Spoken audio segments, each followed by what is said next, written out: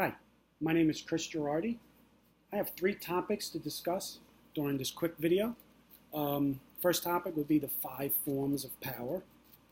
The second topic will be a quick discussion on the dominant type of social power at my institution, my community college. And the final topic will be the alpha dog concept. Before I start, let's ask a question. What is power? There are many definitions to power. And we know power is all about having the capacity and the ability to direct or influence the behavior of others or the course of events.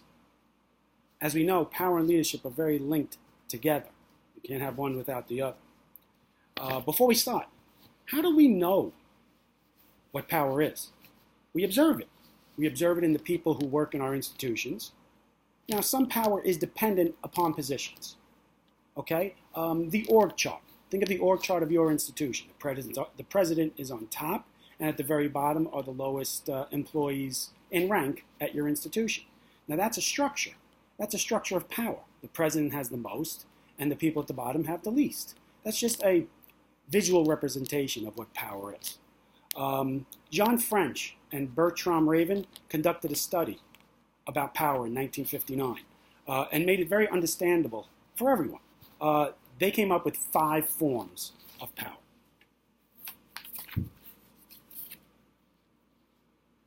The 5 forms of power, the first one I'm going to talk about is coercive. Now, coercive power is based on the idea of coercion, which means that someone is forced to do something possibly against their will. The main objective of coercion is compliance. The power is shown when compliance is not obtained. You impact others through the administration of negative sanctions. Now, this form of power often leads to problems because many times this power is abused. Leaders who use this type of power in your institution rely on threats in their management style. The threats are often demotion or possibly firing. Okay. The second form of power is reward power. Reward power involves the ability of individuals to delegate work that they don't want to do to others, and then they reward them for doing that work. This is the way business works. Your boss gives you a job, and you do it. When the job is complete, you might be rewarded. This power is based on a society that is inclined to do things well when you get something in return for it. Now, that something in return could be your salary, or it could be a bonus. There's a problem with this type of power because what happens if the reward is not enough?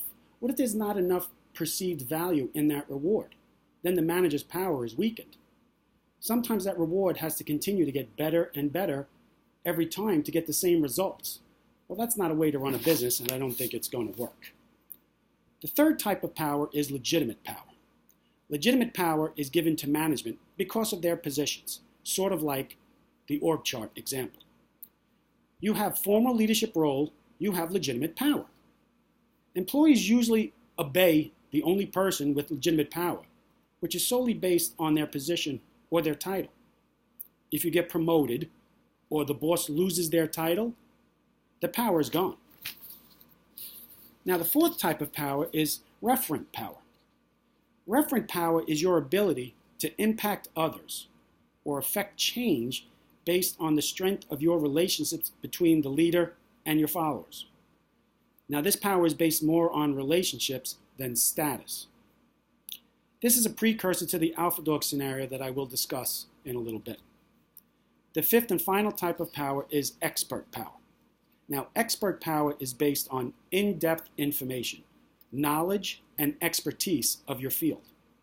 Leaders are often highly intelligent in their field and can persuade employees to trust and respect them. Depending on situational roles, they can be reversed between the boss and the subordinate. Since this power is based on knowledge, the subordinate might be smarter than the boss in some regards. Okay. My next topic will be the dominant power type at my institution. Well, I work at a community college in New York, and I've come up with the power base is legitimate power. The power is based on the position. Let's go through some of the employees at my college. We have adjuncts. We have PAs. We have faculty. We have academic chairs.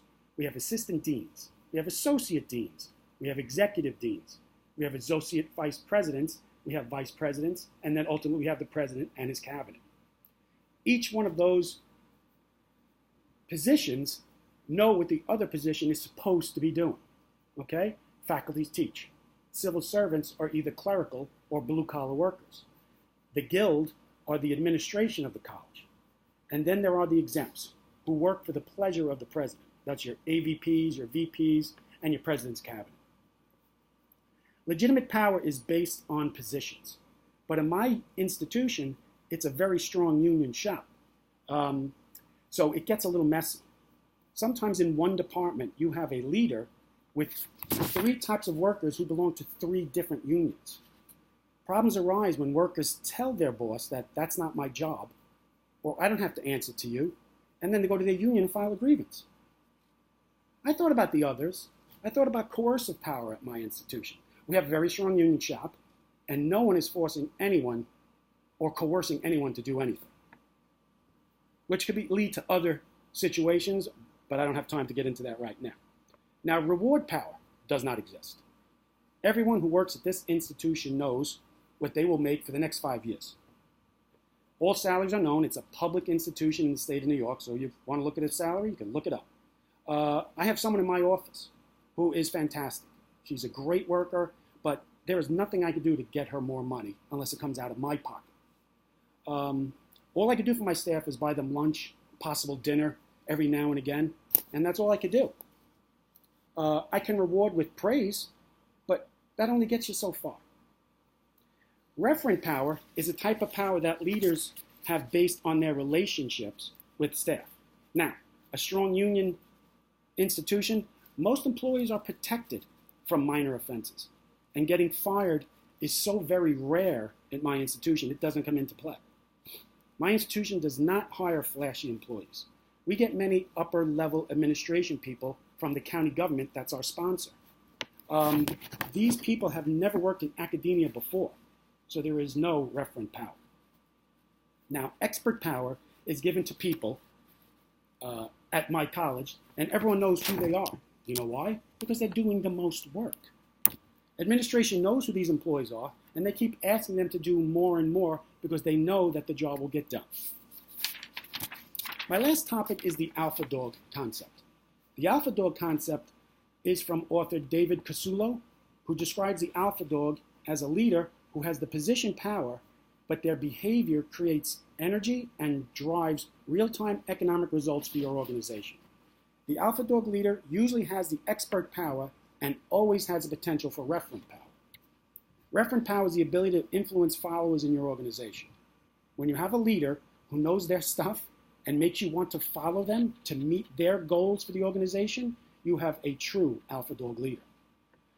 When you have a leader, true alpha dog leaders' personal truths are in line with the organization's goals, and their actions sync with the company's energy flow. Followers are drawn to reach company goals and strive for excellence under the leadership of the alpha dog.